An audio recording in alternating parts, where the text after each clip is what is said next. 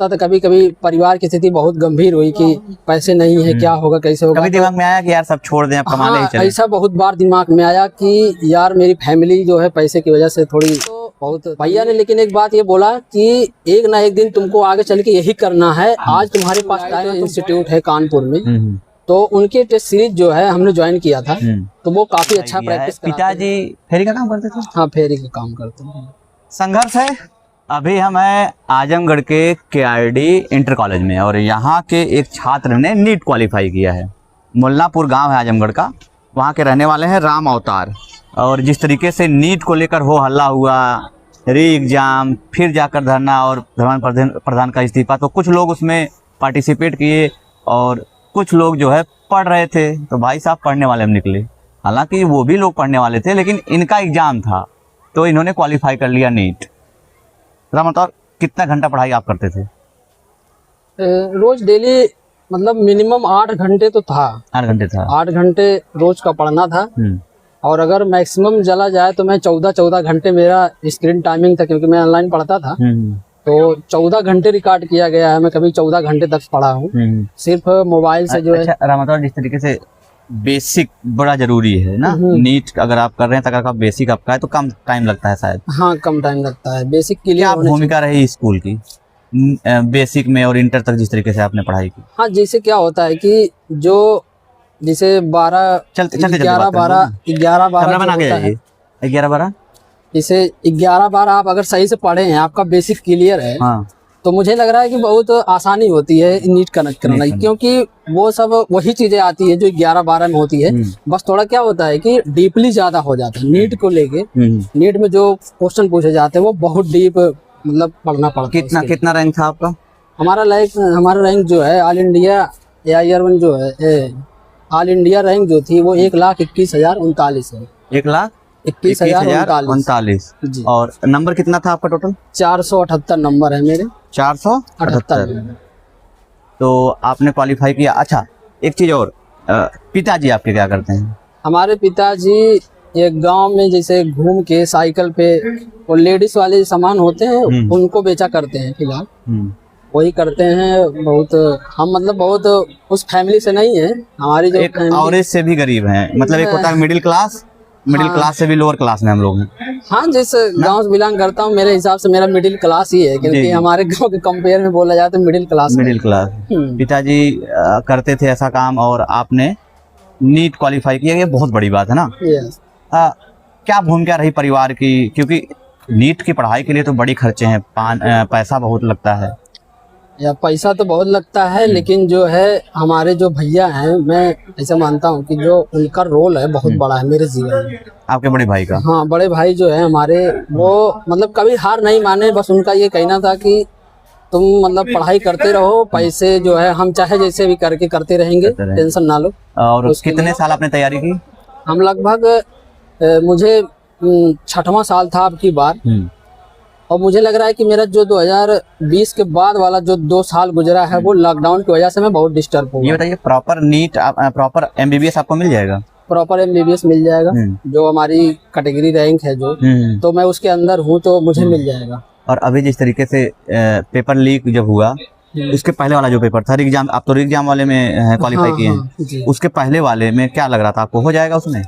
मेरा पहले वाले में थोड़ा कम नंबर आ रहा था, लेकिन जो है जब मैं सुना कि ये पेपर लीक होगा तो मुझे बुरा तो लगा, लेकिन फिलहाल जो भी था अब उसको सिस्टम को तो मतलब जो करना है वो करेगा, लेकिन मुझे जो है मैं तो कितने महीने बाद एग्जाम हुआ जब कैंसिल हुआ, रद्द हुआ पेपर? रद्द हुआ, जो ऑफिशियल नोटिस आई थी वो शायद 12 जून को आई थी। और फिर जो है मैं यहाँ से जो है वहाँ कानपुर गया 21 जून को, और फिर मैं तैयारी किया। आप निकल गए, फिर उसके बाद आपने चुपचाप पढ़ाई की? यस। शायद इसी वजह से आपका रैंक नंबर ज्यादा आया।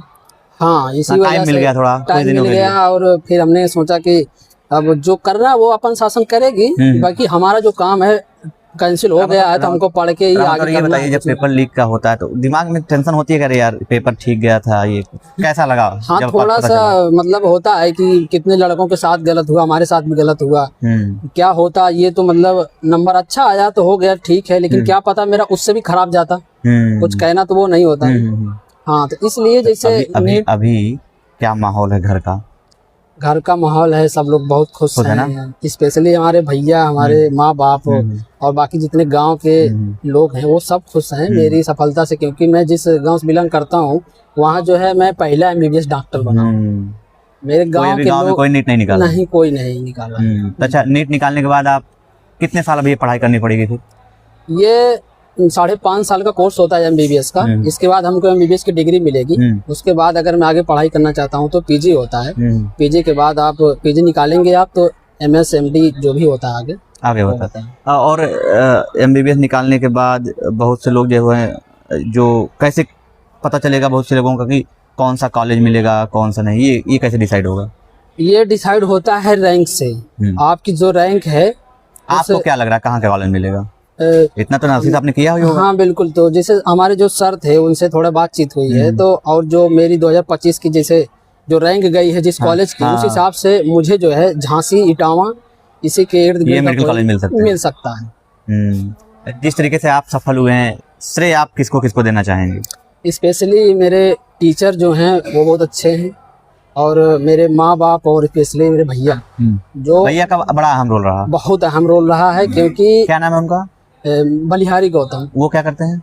वो कंपनी में जॉब करते हैं उस प्रकार से।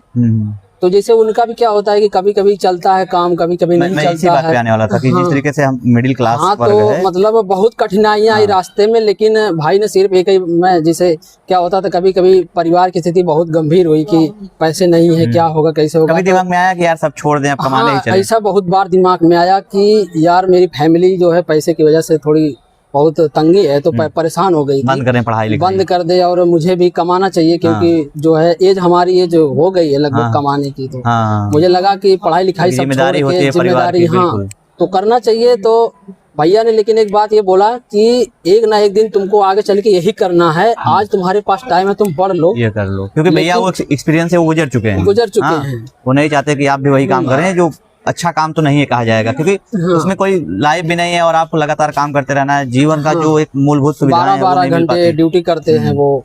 और पढ़ाई आपकी कितने घंटे होती थी? पढ़ाई में बता कि लगभग मिनिमम मैं रोज डेली 8 घंटे पढ़ता ही था। 8 तो मिनिमम है। 8 घंटे। हाँ, कभी काल जैसे तबीयत खराब हो गई और कुछ हो गई तो उसको छोड़ के। ये बताइए, कोचिंग जहाँ आप करते थे, उसका उस तरीके से जो PPT वगैरह होती हैं, या फिर क्वेश्चन का प्रैक्टिस, सारी चीजें वो आप कहाँ से करते थे?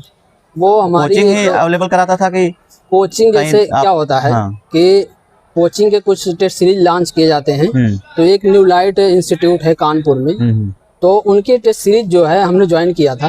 तो वो काफी अच्छा प्रैक्टिस कराते हैं, सब कुछ कराते हैं। तो वहाँ जो है हमने ज्वाइन किया और वो काफी हेल्पफुल रहा हमारे लिए, क्योंकि पढ़ने से कुछ नहीं होता। मुझे लग रहा है जब तक आप प्रैक्टिस नहीं करेंगे तब तक आपके पता नहीं चलेगा। मॉक टेस्ट देना बड़ा जरूरी है, बहुत जरूरी है।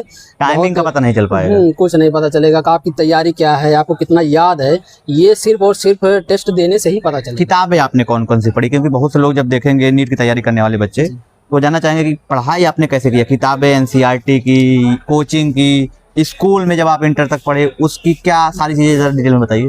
देखिए, तैयारी जैसे नीट के लिए होती है वो NCERT बायो जो होती है, बायो तो स्पेशली NCERT से ही आता है, वो NCERT से बाहर जाएगा नहीं। और फिजिक्स और केमिस्ट्री जो है वो मतलब बेसिस रहेगा वही, बस ये होता है कि पूरा डाटा बेस तो नहीं रहेगा, लेकिन रहेगा वही, मतलब आना NCERT से ही है। NCERT अगर जो अच्छे से पढ़ लेगा वो क्रैक कर सकता है। क्वेश्चन आना NCERT से है? हाँ। तो मतलब आप अगर 12वीं तक NCERT बढ़िया से पढ़ लें, और फिर आगे मेहनत करें कोचिंग में, जो जैसा गाइडेंस मिल रहा है, तो निकलने की संभावना बहुत ज्यादा हो जाती है। बहुत ज्यादा हो जाती है। तो जिस तरीके से भाई साहब ने नीट क्वालिफाई किया है, पिताजी फेरी का काम करते थे? हाँ, फेरी का काम करते हैं। संघर्ष है, परिवार का संघर्ष। जब एक लड़का तैयारी करता है या कुछ भी कोई करता है बेहतर होने के लिए, तो उसमें सबसे ज़्यादा इम्पोर्टेंट होता है परिवार का। परिवार ने इनका साथ दिया, बड़े भाई ने साथ दिया, और आज सफलता के शिखर पर खड़े हैं। अपने गांव से पहले व्यक्ति हैं जो नीट क्वालिफाई कर चुके हैं। अब आगे जो इनको कॉलेज मिलेगा उसमें जाकर ये डॉक्टर बनेंगे, और आने वाले समय में ये देश की सेवा करेंगे। आप देख रहे हैं खेल नीति। वीडियो आपको कैसा लगा जरूर बताइए। धन्यवाद।